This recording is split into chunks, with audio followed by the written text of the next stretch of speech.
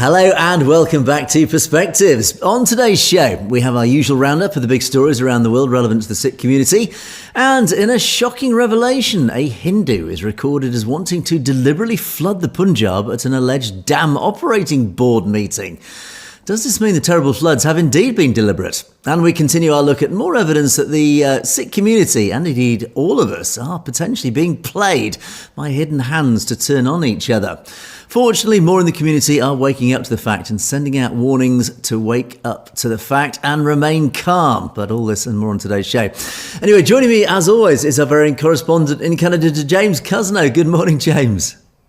Good morning, Angus, and good morning to our viewers out there. Once again, we are seeing some great comments coming in on our various platforms, whether it's here on YouTube or on Substack. We appreciate them all, so keep them coming. And don't forget to let us know how that translation worked out on the Substack article about mental health. We'd love to have your input from all different sources. So once again, thanks for tuning in, and back to you, Angus. Indeed. And James and I together will be bringing you our perspectives on the daily news affecting the Sikh community across the world. And indeed, at the end of the show, do stay tuned when we'll go through loads of your great comments, which have been pouring in. So thank you very much, as always, for those. Right, James, let's get underway. What are you going to show us this morning?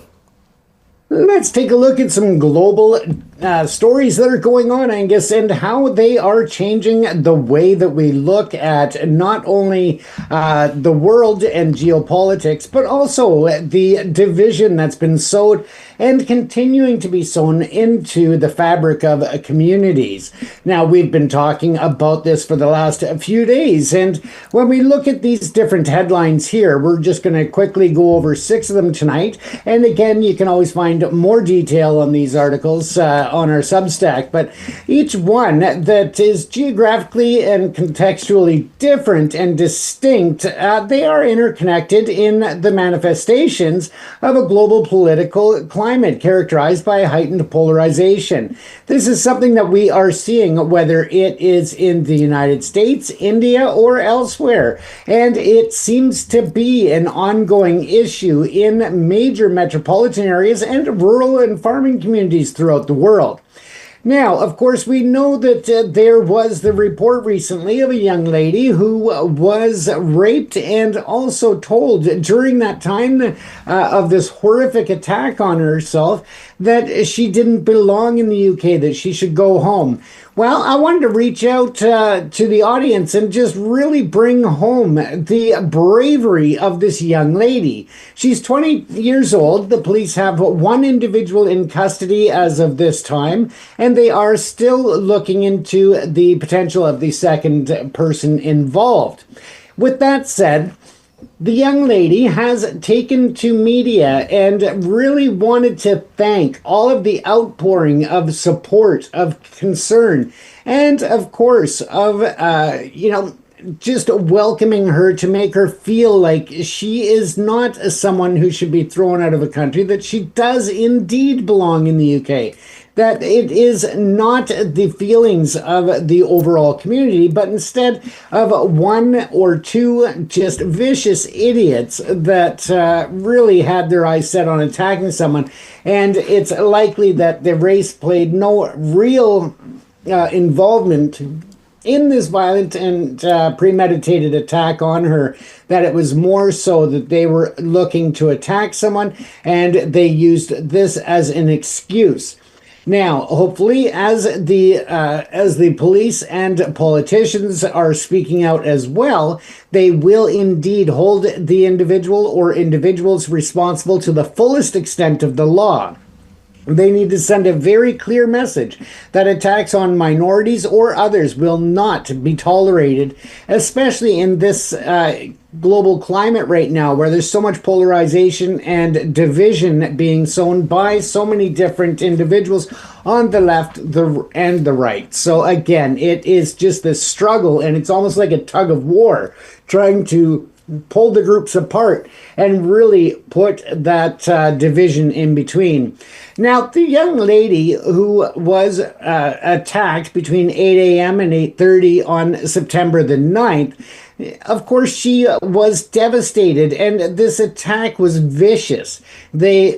not only did they rape her and attack her, but they also beat her and used racial slurs to really demean her and try to influence control and power over another individual. And that's what it comes down to, is that these individuals, likely have no sense of control, no sense of power over themselves, and therefore try to dominate others in order to regain that false sense of control over their own life. And this is how it manifested. It is just a horrible racially motivated hate crime that just should never have happened. Now, officials, of course, have launched a major manhunt for the second individual. As I said, the one suspect has been arrested and is being held in custody, with the second still being sought after. Now, the local member of parliament, Gurinder Singh Josan, condemned the truly horrific attack, as he called it, and confirmed that police were working sympathetically with the traumatized victim. In a statement shared by the Sikh Federation of the UK, the victim expressed her hope that the men responsible are caught, so no one else suffers like this. Now, she also specifically named the Sikh Youth UK in her thanks for the support and the ongoing help to get through this horrific event, and to kind of return herself to somewhat of a life of normalcy that, of course, is going to take time. And the police have also acknowledged that they are taking it very slow with her. They are being very patient and understanding so that they don't traumatize her any further. So I think that's a real big lesson for those dealing with these types of crimes worldwide, is how sensitive that the police are being with the victim, to make sure that she doesn't feel like she's victimized by the system, which is something that we hear often by victims of violent or sexually based crimes, is that they feel like they're victimized all over again. So again, congratulations to the bravery, and my complete respect for her speaking out and really not allowing these animals to take away her power and her voice. So again, just so much respect for that. Moving on to the last weekend's Canada First Patriot Rally. This convened at Christie Pitts Park in Toronto with a stark message of stopping mass immigration and starting mass deportations. This, again, is something that we're seeing echoed through the halls of Parliament and Congress throughout the Western nations. And a real frustration has come in with what's perceived as uncontrolled immigration. And that, again, as I stated the other night, is being mixed into an overall broad stroke of a brush, and people are taking out frustrations on the people who have legally and properly entered the countries, come through a system that is being retooled, but at the same time they are being painted with the same brush in terms of illegal migrants, and that is causing some frustration as well. Now, at the event in Toronto, the demonstrators were vastly outnumbered by thousands of counter-protesters who gathered, and they wanted to support the immigrant community. So it was great to see that support come out. But there were some melees and some confrontations that did lead to clashes, and there were 9 or 10 arrests that were made at the event, including offenses of assault and battery there in Toronto. Now, of course, the different councillors, including Diane Sachs, rightly called those incidents appalling, and referred to it as a hate demonstration. So again, we're really seeing this vacuum of pressure on politicians and on the immigration system, as there seems to be a lot of frustration with things such as housing shortages, infrastructure being overloaded, and of course, just the overall stresses on the society that are not directly linked to these individuals, but instead to a system that needed overhaul. One of the concerns that people are having is that it is going too far in terms of the pendulum. And the pendulum, they say, is swung too far the other way and is causing struggles for businesses and farms and other areas where foreign workers are employed. And that also includes high-level professionals and specialized individuals who have skills, training, and experience. Now, they are also being penalized by this crackdown on the immigration system and the reduced number of permits and visas that are being issued. And again, businesses are having a big concern there. Now, as we look at the politicalization of the crime and other issues, we're going to jump over to the ongoing issue when it comes to the truck incident in Florida that caused the loss of life and how that is playing a role, combined with the demand or the increased scrutiny on English language proficiency by truck drivers across America. This has become a real concern because it is not only just the regulators and the motor vehicles, DOT, and law enforcement that are cracking down, but it is also leading to a higher incidence being reported of hate crimes or just derogatory, racial, and hateful speech by just people that are pulling up in truck stops, for example. Now, in the U.S., there's over 750,000 Sikhs who work and live in the nation. And when you look at the numbers, about 150,000 of them are truck drivers. During the pandemic, they were seen as heroes. They were celebrated because they were keeping the supply chain going. They were keeping food hitting the grocery stores. They were making sure that medical supplies made it to the different medical facilities and so forth. However, now with this ongoing geopolitical storm in the Western nation of polarizing the different sides, they are finding that they are being the target of hate and, as I said, a lot of racial slurs, water bottles being thrown at their trucks, and so forth. Now, when it comes to the language issue and language proficiency when it comes to the truck drivers, I wanted to really bring that up because I wanted to also make it very well known that the Sikh community, the diaspora, and the Gurdwaras are coming together to help to increase language proficiency by Sikhs. They are offering free classes at different Gurdwaras and community organizations. They are popping up all across the U.S. to help the truckers to ensure that they can pass any type of proficiency tests. One of the problems that they are also seeing is that combined with the crackdown and the concerns of the nation when it comes to safe highways, of course, the different truck organizations and associations, especially that represent the Punjabi truckers and the Sikh truckers, are really spearheading a lot of the safety initiatives, calling for improved safety, calling for better regulatory oversight of driver training, of, all of these different areas. So again, they are not a part of the problem. They are part of the solution. And unfortunately, they are not seen as such by the other side. And that is really a negative impact on everybody, because what's going to happen is that more and more so people are going to be reluctant to get into trucking, and that is going to cause even greater pressures on the supply chain. And we know that with the attrition rates and the retirement rates in the trucking industry already, we're seeing shortages across Canada, across the US, and I'm not sure how it is in the UK, but I would anticipate that there's a lot going on there in terms of shortages as well, or at least a lot of attrition and people leaving the industry. They also have to keep in mind that, the rates are not at the levels they used to be. It costs a lot more to operate a tractor trailer. It costs a lot more to be on the highway. It takes an emotional toll for truckers to be away from their families, to not be there for those special days with their children, whether it's birthdays or graduations and other events.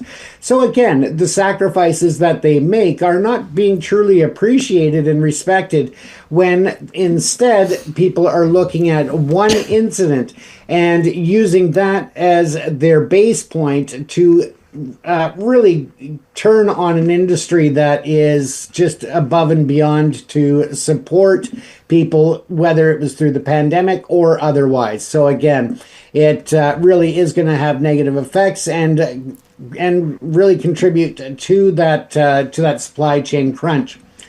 Now, as we move on to to other stories in the U.S., of course, we're still talking about the assassination of Charlie Kirk.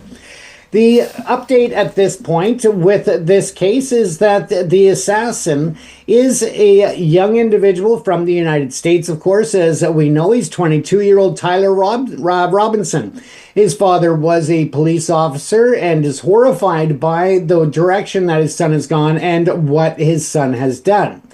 Now, the father did convince the son to go and turn himself in. The father escorted him to the police station and had a big hand in that happening. And that was a bright side in terms of the fact that at the time we were hopeful, and I'm saying we as just myself and others that I've spoken to, that he would stand up and take responsibility for his own actions. This type of political assassination and political violence has no basis in the U.S. or anywhere else. If you do not like someone or what the words are that they are stating, turn the channel, go to another website, find something that aligns with your values, or research what's behind the rhetoric and see if there's any basis or truth to it, or, if there's not. But what it doesn't mean is that you've got a right to go and silence someone, take away their freedom of speech, their freedom of expression, and their right to safety and to life. Now, these young girls are growing up without their father. The wife is going to have to raise them without him there, and that's horrible. Now, as I said, we were hopeful that it would mean that Mr. Robinson was ready to take responsibility for his actions, and that has not happened. As they are reporting that he was deeply indoctrinated into a leftist ideology, but there are other conflicting reports coming out. There are also reports that he wrote various notes and etched different statements and hate messages on the cartridges of the ammunition that was used. And again, he has taken the other route now and decided not to cooperate with law enforcement. He has chosen not to cooperate with prosecutors. And at this time, his father has basically brushed his hands of him and is vowing that he will not support his son, that he's broken all ties with him, and he will not help him with any type of legal assistance throughout this case as it moves forward. Now, as we know, the 31-year-old victim here was the co-founder of the conservative group Turning Point USA, and he was shot at that Utah Valley University event. This is another sign of the violence that is starting to manifest itself through the hate that is going on, whether it's through speeches of politicians, whether it is speeches through groups such as this one, or on the opposite side. People have lost the humanity to show compassion for each other. When people in the middle, which are the majority, of course, that just want to be able to bring a world together for the betterment of individuals, of future generations, and for the planet in itself, it's really a tough one, because when they speak out and try to bring unity, of course, the different sides have taken, instead of just avoiding them or ignoring it, have gone to being very insulting, attacking, and just all around refusing to come together at any point. And I think that this could be a huge lesson in how communities can find a way to come back to understanding that we can disagree without violence. Unfortunately, that brings us to our next story in Dallas, where a hotel worker was beheaded by a Cuban immigrant from, obviously, Cuba. However, they did attempt to extradite him back to Cuba at one point, to deport him, not extradite him. But Cuba refused to take him back because he had been involved in criminality since he had been in the U.S., and therefore they didn't want him back either. And that left this individual, Jordanis Cobas Martinez, on American soil. And when he had this disagreement with the hotel worker, he pulled a machete out or attacked the individual with a machete. Now, if that was not bad enough, it went even further that the individual was chased, the victim that is, was chased to the hotel office where his family was and was beheaded in front of his wife and children. So again, just a horrific, horrific act that again, people are just really on both sides screaming about immigration. But unfortunately, they are taking out their frustration on people of all different races and all different immigration status.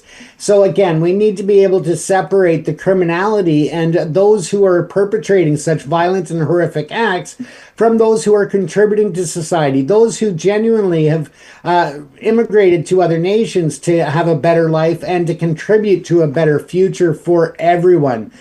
On our Substack, we will have a comparative analysis of these politicalized crimes that we've discussed in this episode, as well as an update on the current negotiations between India and the United States when it comes to a trade agreement and trade negotiations. It does look like there is some positive steps being made in terms of making a new agreement that is tolerable for both sides.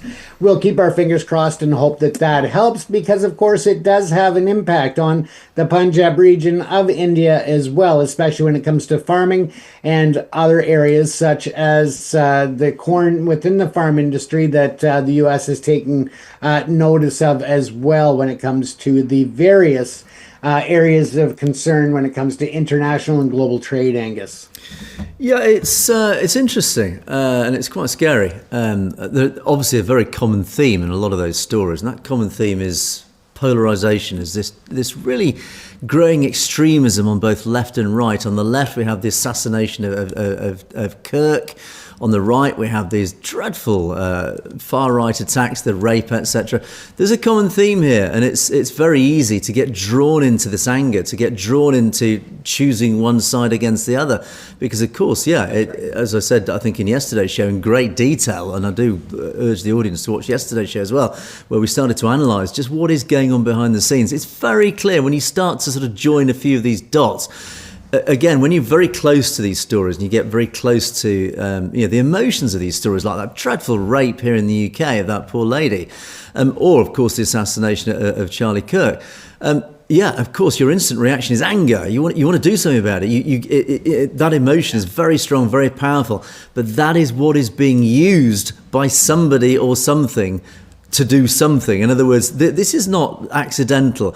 It's too coincidental. All these incidents happening, not just here in the UK, not just in the US, it's happening in Canada. It's happening all around, certainly the Western democratic world. This is no coincidence. This has to be coordinated. When we start to look for patterns here, there are patterns that are starting to develop. And we are seeing this polarization. We are seeing the left being whipped up because, there's all these right-wing extremists out there raping our women and doing this and that and the other and calling for transgender people to be shot or stoned to death. And that was untrue, for example. But you start to see how the left are being whipped up. Likewise, the right are being whipped up. All these immigrants are coming over here. They're raping our women, or they're doing this, they're taking our jobs. All the usual stories, we've heard it all before. But you can start to see how all these incidents, and again, all these incidents in all your stories there, James, have highlighted a very clear pattern that people are being drawn angrily into one camp or another. And again, I just think there is just too much of a pattern going on here. And I urge our audience in all these situations, don't get drawn in. Just try and take 10 steps back. Look at the bigger picture. Try and see what is going on in the bigger picture. What is actually happening here? Again, away from the anger, start to join the dots. And you do start to see there is a campaign of fear going on. And I've seen this particularly amongst our elderly. I've spoken to 2 elderly people recently who have said to me, I'm really scared about what's going on. I'm scared about the immigration. I'm scared that we're getting these people coming over to the UK. They're raping our women, etc. And yes, there are sexual assaults going on. But the media every day are whipping up this fear. And people, particularly the elderly, who believe everything they now see on particularly mainstream media. The young, fortunately, don't. But the elderly generations who've been brought up on, here in the UK, the BBC and their equivalents in North America, they believe what they're told, because in the old days, you did that. We only had those small numbers of news outlets, so you believed what you were told. So they believe this mainstream media message of fear, fear, fear. And every day I'm hearing from elderly relatives on my side, I'm really scared, I'm scared. And this is what's driving it. It is fear. And that fear is filtering right across our populations. I believe a lot of this is deliberate. And again, for those who've worked in industry, we used to do what was called root cause analysis. When there's a problem, you had to drill down and ask questions. Why did this happen? Then why did that happen? Why did that happen? Well, why, for example, that dreadful rape in the Midlands. Why? And again, the three suspicious elements of that rape, I just find something really unusual about that rape. First of all, there were two perpetrators. How unusual is that? I mean, rapes sadly do happen on an all too regular basis. Fortunately, they are rare, but they do happen. Usually, it's usually a mentally disturbed person. Here, we've got two rapists. That in itself is unusual. Secondly, it was a hate crime. I have never, certainly in my living memory, I've never heard of a rape where that was also a hate crime, where there was that second element. Usually it's just as I say, it's a mentally ill person perpetrating a sexual assault. But combine that as a hate crime? I've never heard of that before. Thirdly, the timing. How curious. It happens round about that right-wing so-called right-wing extremist rally on Saturday. Again, the timing's suspicious. So all these elements, you start to see a pattern. They're all little. I mean, each element on its own is okay. It raises an eyebrow. But you start to draw them all together. You start to see a pattern developing, where something is coordinating all these things, and the end result. When you look at the end result, is of course we're all angry, we're all demanding action, we're all demanding this, we're all demanding that. But of course, again, when we do this root cause analysis that I talked about, what is causing this polarisation? It's the mainstream media. But what is causing the mainstream media to report on all these things? It's too much immigration. What's causing too much immigration? It's government policy. It's allowing them to coming into our shores, whether it's North America, whether it's Europe. What is causing government policy? Well, that's a big question. Who's dictating government policy? The governments, all the governments say one thing, whether it's left and right, certainly here in the UK and in Europe, but the results speak a different picture.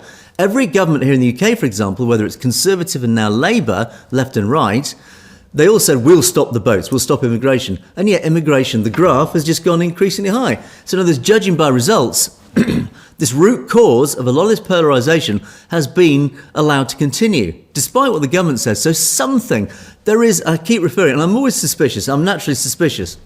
As I said, James, when you start to join the dots, there are hidden levers of power being pulled here to create this situation. We, all of us in the Sikh community and outside the Sikh community, are being driven to anger by all these events. The big question why is, James, that's what concerns me.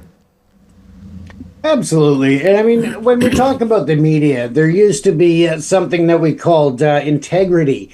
There was something we called ethics. There was something that we called fair balance in reporting. And that seems to have gone out the window. And I'm not saying that that the news and media agencies were perfect in the past, but they seem to have a different level of ethical behavior and reporting than what we see today. And a part of that, I think, is just the media landscape is so saturated that they are fighting to get the views, to get the clicks, to get the attention. And therefore, they are going way beyond fair and balanced journalism to become more one-sided or the other in order to get that the financial reward at the end of the tunnel, so to speak, Angus. Yeah, and I think that is another factor in play on this. And I think even if there is no conspiracy behind all this, I think certainly one of the biggest factors creating this situation is this desire for engagement, this need from all the outlets. They're all competing for your attention, and the only way they can do that is by being more and more scary than their competition. And it's almost this race to be the scariest channel. And of course, all that's doing is it is this race to become scarier and scarier, which has one inevitable conclusion. There's that the population are left terrified. My mother-in-law, another example of this is about the weather and how these weather bombs that we're getting, how the weather's getting worse. Actually, the weather is exactly how it was when I was a child, 50 odd years ago. But you look at the media now, suddenly it's the worst weather ever, and we're all living in fear. And my poor mother-in-law in her 80s was terrified because the worst wind ever in history was coming. In fact, it was just a normal storm. It was an autumn storm. I mean, the wind came and went and nobody batted an eyelid. But that's what we're up against, James. So anyway, let's move on and say that the clock marches on. I'm going to come back to what we've been talking about in a moment. I just want to change subjects just briefly now.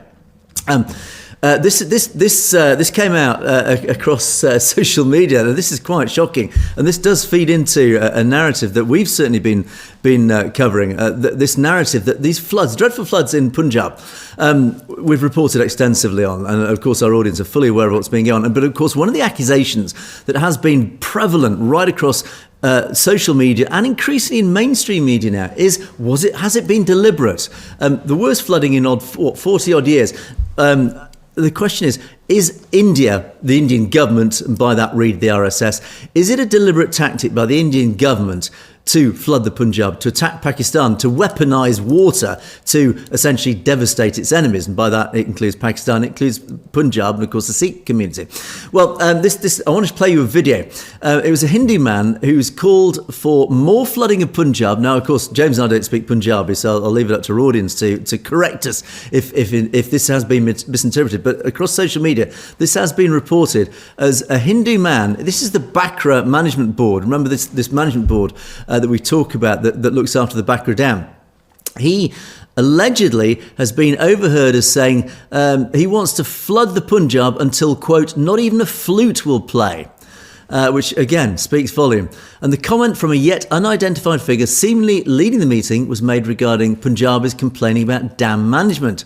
It was apparently met with laughs and gasps from a watching crowd.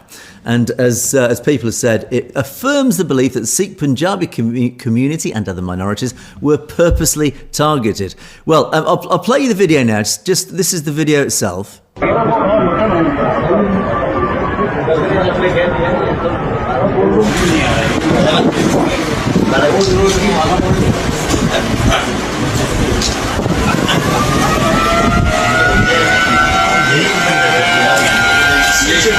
पूरा एक साथ में खोल पूरा आगे वाले चले जाएंगे फिर न रहेगा बात न बनेगी कुछ नहीं. Well, I mean, make of that as you will, but certainly there is that level of accusation out there, and who knows if it's true or not. But so the accusation of deliberate flooding of Punjab does prevail. What has also prevailed is that there is this belief now, certainly from the Sikh community, that it is deliberate. Narendra Modi's response has been, I would say, painfully poor. The Sikh Federation UK have made their own comments, and I won't go into detail on it here, but basically they've made a press release talking again, just reiterating all these accusations, all the devastation that's been going on. And they have actually been very explicit in their accusation. By Amrit Singh, the chair of the strategy board, has said the floods have been devastating and wreaked havoc across both Punjab and in Pakistan, of course. And they believe that they say the release of the water from upstream dams without adequate warning or planning has intensified flooding right across the region. It has been exacerbated with no meaningful assistance to farmers from the Indian government.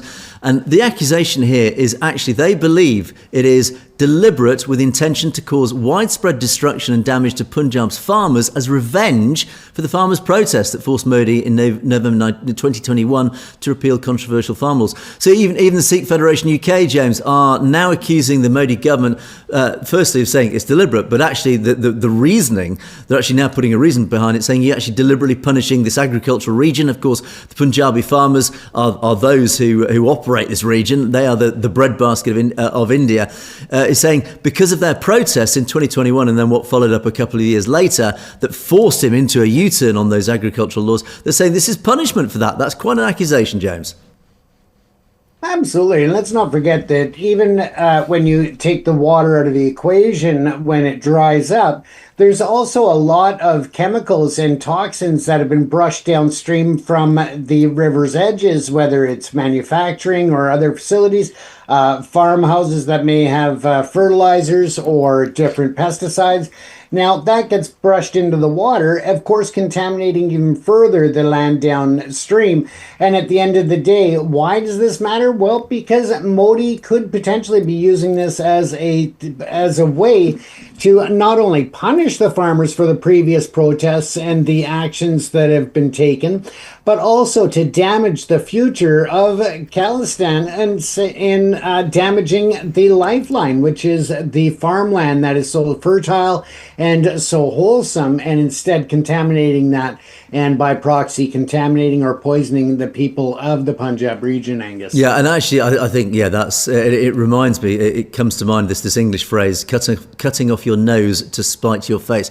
Modi is damaging the Punjab in sheer spite, and all he's doing is actually destroying his own larder, his own bread basket. That's where a large percentage of Indian food comes from. So again, it makes no logical sense, but since when has the RSS been logical? They have this ideological hatred of the Sikh community in the Punjab, and they're doing everything they can to spite it, as they say. Right, I want to sort of quickly now, as time marches on, I just want to quickly move on to my second story, which is turning full circle back to what we were talking about earlier. This dreadful rape in Albury. I just want to. I'll play you the video. There was a march, unsurprisingly. The community was moved to march against this. Justice! When do you want it? Now! What do you want? Justice! When do you want it? Now! What do you want? Justice! When do you want it? Now! What do you want? Justice! When do you want it? Now! What do you want? Now, unsurprisingly, of course, the community has been moved to take to the streets, and as you hear, we want justice now. Totally understandable. Interestingly, though, and this really starts to feed into what our suspicions are. Sikh Youth UK has said they've released this on social media yesterday, as last night. It's come to their attention that certain groups outside the community are attempting to hold a candlelight vigil on Tuesday, that's today, in response to this attack. The family of the victim has explicitly instructed that they only want Sikh leaders and organisations in direct contact with them to act on their behalf due to the sensitivities. There is an abundance of evidence showing that groups and individuals organising the event have no genuine interest in the safety and well-being of our sister. Instead, they are exploiting this incident for political gain and point scoring against opposing political ideologies. They have historically remained silent on other attacks in the community when it doesn't fit their agenda. So the family has then requested, look, please boycott this event today. It's also important to note that social media has seen an influx of individuals, including well-known personalities and groups from outside the community, who are hijacking this horrific incident for their own purposes, using Sikhs as pawns in their political battles. We urge the community to remain vigilant. Do not be swayed by attempts from non-Sikh groups to take advantage of matters that impact us. Now, it speaks for itself. As I said, I'm suspicious of what's going on. There's an awful lot going on, I think, around this whole story. And of course, now there are lots of what we call agents provocateurs, this French phrase, which basically means there are organisations, groups, whatever you want to call it, there are bodies, entities that are exploiting this situation to push political agendas. Is it coordinated? I am suspicious that it is. There is an agenda behind this, but certainly there is a lot of things going on that is deliberately trying to whip up, take advantage of the situation. Now, I'm going to play you two videos. These are quite concerning videos. Let me just go back to the videos. The first one.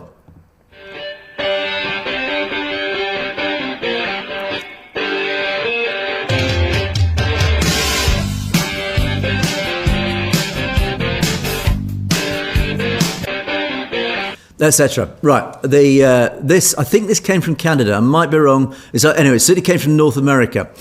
Apart from anything else, that is a criminal offence. If that certainly happened here in Europe, and I've no doubt in America, that is a criminal offence. What he's done there, I mean, well, you can all make your own interpretations. That is incitement to violence. It's absolutely black and white criminal offence. All that aside, this is worrying. This is a result of this agenda. People are now going onto social media, posting awful, dreadful, violence-inciting memes like this. Now look at this one. Here's something else that's been flying around social media. This is our country now. You hear me, Governor? You can't disturb us. There is nothing you can do about it.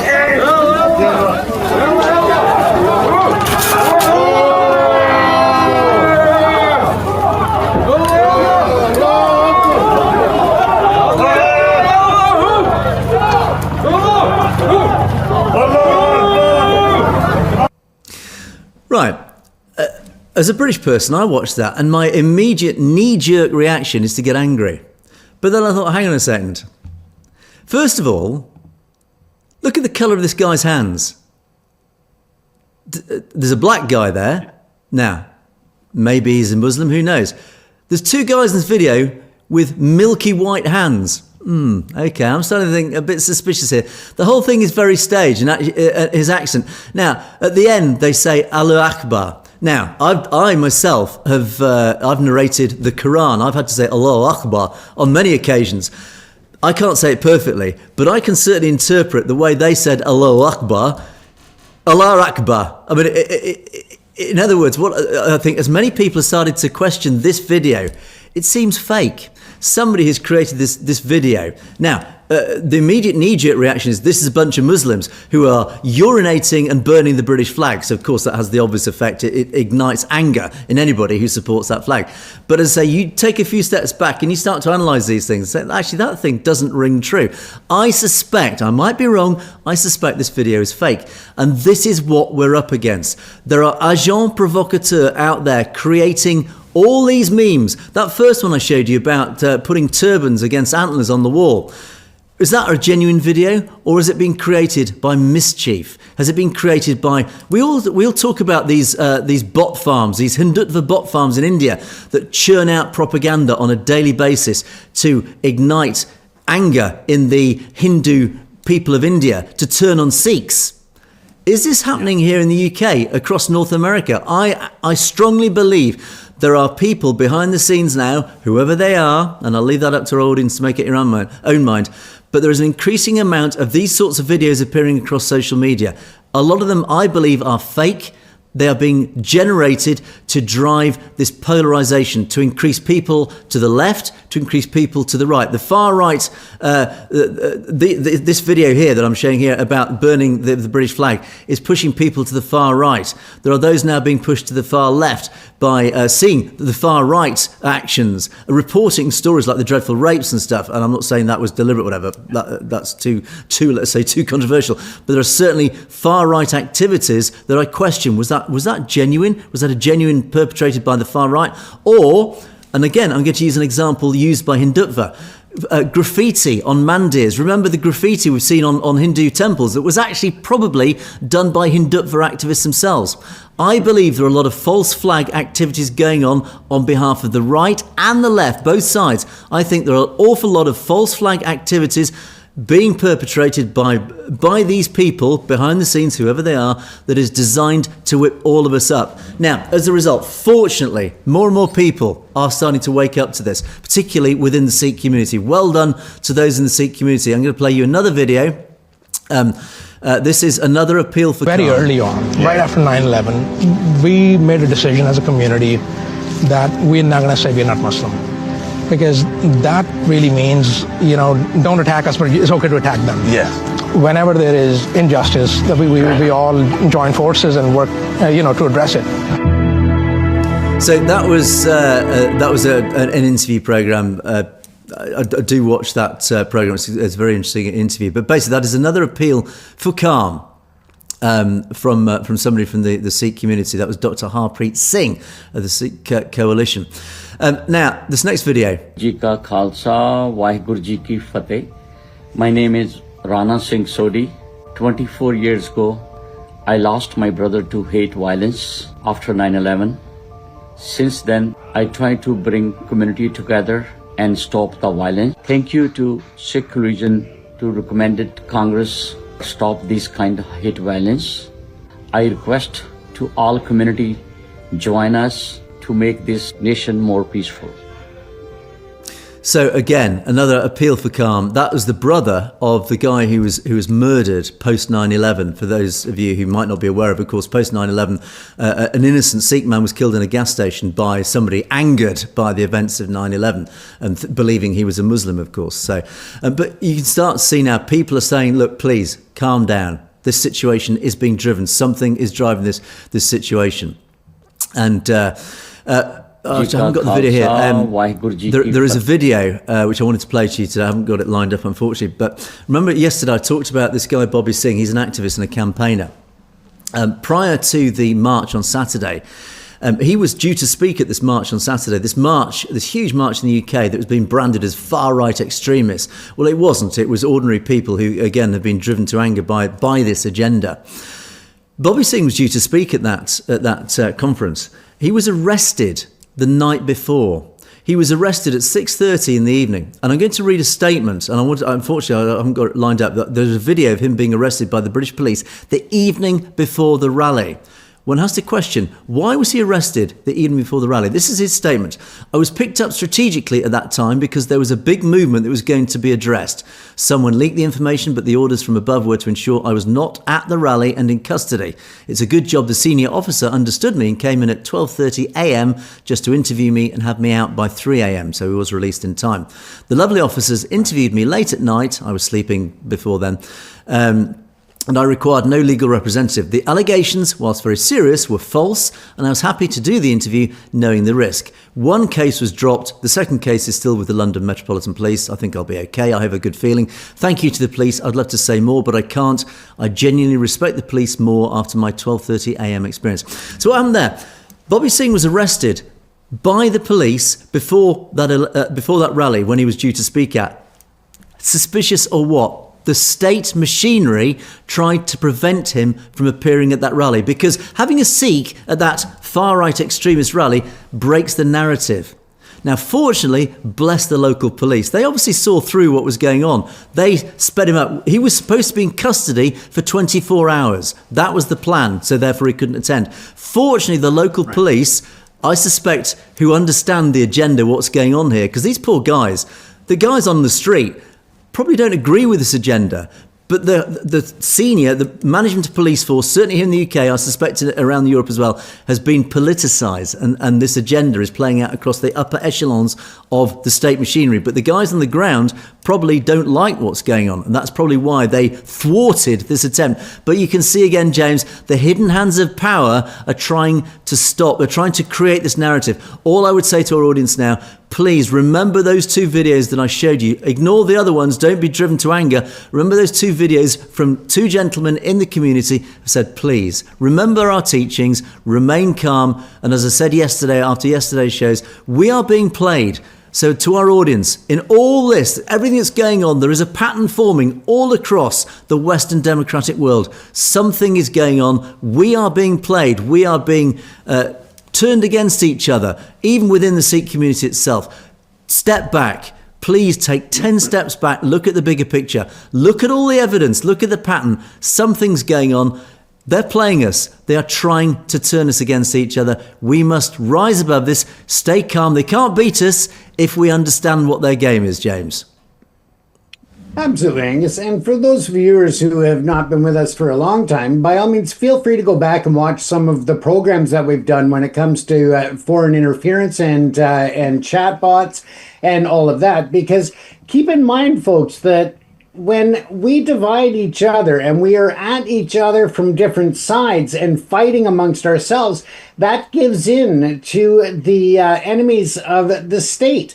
When other nations see that, they can actually use the internet to create fake videos, such as potentially what we've seen here in many episodes, including tonight, to try and even increase the level of hatred, anger, and violence. So again, remember that we are being manipulated, as Angus says, and it doesn't just come from within. It comes from outside forces trying to make us turn on ourselves and basically implode as a society. And as long as we continue to allow it, it will continue to happen, Angus. Indeed, absolutely. So, as I say, please remain calm, look at the bigger picture and realise that we are being played. There's just too much evidence out there pointing to something like that. Right, gents, we're going to rush through now our comment section. Thank you, as always, to our wonderful audience for all your lovely comments. Had some great comments over the last few days, so thank you to all of you who have contributed. In Meet, we had this show a few days ago. We talked about Gunter Failing, this Austrian politician who had said, who called for this breakup of India and said we need countries like Khalistan to be established. In Meet says we also need to raise the Khalistan flag in Pakistan as well. So you're talking about the boundary, and you actually rightly referred to the thumbnail. Now, we didn't create that thumbnail, that picture, that map of Khalistan, that was created by somebody else, and Gunter Falinger jumped on it and used that for his talk about breaking up India. But you're absolutely right. Khalistan is not just land in India, but much of it is Pakistan occupied. Yes, the boundaries of Khalistan are not set in stone yet. This is something for negotiations. James, I think when we get to that point, which hopefully is pretty soon, there will be a sit-down negotiation, probably with Pakistan, with India, to decide what are the boundaries, what is the border of Khalistan. We believe it should be that full strip between Pakistan and India, that buffer zone between these two historically enemy nations. And Khalistan should go from all the way from China in the north all the way down to the sea in the bottom. Absolutely. I don't see any reason why it shouldn't, with the exception, of course, of certain governments wanting that blocked. But I think that would be the ideal situation, Angus. And Mr. Mann, absolutely on it. The Khalsa army must occupy Delhi. Well, this is quite ambitious to occupy Delhi, but certainly we must free humanity from this rascal Brahmin group. Absolutely, this occupation by the Brahmins. I couldn't agree more. Now, what I like about your comment, flowers of diversity will bloom again in the garden of Guru Nanak and Buddha. Now, absolutely right. This is what it's all about. The flowers of diversity. Khalistan is not just a Sikh nation. It is a nation open for all, where everybody of all backgrounds are welcome and will be treated equal. That is the most important thing. And Harinder Singh says, Khalistan is very important for the Sikh community. World leaders should come forward to help us. Absolutely, they should. And this is what we're driving for. This is what the whole drive of Khalistan is now about, approaching the United Nations. All the building blocks have been put into place, James, are they not? So that we can approach the United Nations. And once we approach the United Nations officially and formally and legally, is that international leaders, whether it's the US, the Europe, whatever, they will start to align with this whole concept. And that's the way that this will happen. Absolutely, and that's something that we say quite often, Angus, is that in order for it to flourish and succeed, they need to have that existing relationship built foundationally with other nations to start looking at trade as well as recognition. It is. It's a huge ambition, and that ambition can be only reached through stepping stones, and those stepping stones are being taken step by step by step. We are getting there, so have faith, as we say. Now, yes, we had lots of lovely comments, and I'm just going to show you. Let me do it. There we go. There you go. That's the full studio. And as I say, I keep wanting to do a studio tour video. We've been so busy, obviously, with the show. Maybe one day I'll get around to show you behind the scenes as well. But of course, this studio is operated by just one person. It's just me sitting here with a few buttons. And of course, it's very confusing because I've got lots of buttons and I'm not hugely technically minded. So I'm trying to run this operation. We've had all sorts of issues. We've had sound issues. We've had focus issues yesterday. Unforgivable schoolboy error on my part. But ultimately, we are getting there, James. We are finally getting there, and we will be going live, fingers crossed. And of course, many of you have, of course, pointed out this wonderful portrait behind me. Of course, Bindranwale Ji. Yes, he is indeed an inspiration. Jasvinder Singh is just one of many comments. Bindranwale Ji's picture behind you is great. It seems like he's blessing you, giving you courage to be with Sikhs in this war against the Brahmins. Absolutely. I do find the whole story of Bindranwale Ji so inspirational. His story, and I reported everything about his heroic stand in 1984 in a series of videos I did a couple of years ago about the events of 1984. He is, I have to say, one of the most inspirational characters. Because of the legacy he has left after his heroic stand in 1984. So it is absolutely with pride, genuine pride and passion that I sit here beneath his portrait. Thank you to all of you who have noticed that. And but absolutely, he will, God willing, remain above my shoulder, guiding perspectives and hopefully bringing more of you to the show. And again, that's very much up to you guys as well. Spread the word, because we want more people to be watching Perspectives. But ultimately, thank you to each and every one of you who have made lovely comments about the studio. It is very much appreciated, is it not, James? Absolutely, and it's looking good there, Angus. Lots of shelf space for all of our future awards when we are broadcasting in Khalistan. Indeed, and absolutely, and actually, let me talk of awards. For those of you who might be able to just see, where is it? There, that is the award that Perspectives won from the community. Thank you to the community for our lovely award. Maybe I'll do a close-up one day when I get a mobile camera. But ultimately, yes, our award is on there as well. Just to say thank you and share that off with pride. So anyway, let's get back to our comments. And the final page, so we are running out of time.